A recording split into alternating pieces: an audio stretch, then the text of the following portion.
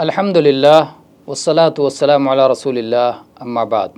اللہ کے نبی صلی اللہ علیہ وآلہ وسلم نے ارشاد فرمایا ہے، جب دو مسلمان آپس میں ملاقات کرتے ہیں اور مصافحہ کرتے ہیں تو ان دونوں کے الگ ہونے سے پہلے ان دونوں کی بخشش کر دی جاتی ہے، مغفرت کر دی جاتی ہے۔ یہ سنن نبی داؤد کی حدیث ہے 5212 نمبر پر، اور علامہ البانی نے اسے صحیح قرار دیا ہے۔ اس سے معلوم ہوتا ہے کہ مصافحہ گناہوں کی مغفرت کا باعث ہے، اور اللہ کے نبی صلی اللہ علیہ وسلم نے اس کی ترغیب دی ہے، اور صحابہ رضی اللہ عنہم کا اس پر عمل تھا۔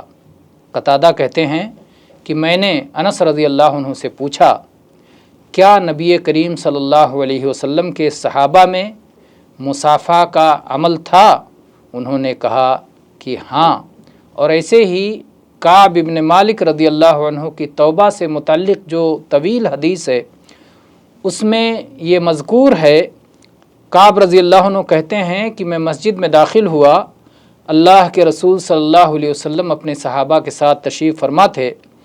طلحہ ابن عبید اللہ تیزی کے ساتھ آگے بڑھے، مجھ تک آئے، انہوں نے مجھ سے مصافحہ کیا اور مجھے مبارکباد دی۔ صافحنی وہنأنی، مجھ سے مصافحہ کیا اور مجھے مبارکباد دی۔ یہ حدیث صحیح بخاری میں ہے۔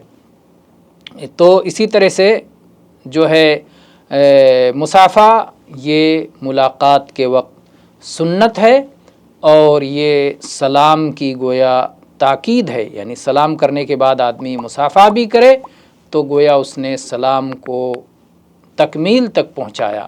تو مصافحہ کرنا مستحب ہے، سنت ہے۔ واللہ اعلم والحمد للہ رب العالمین۔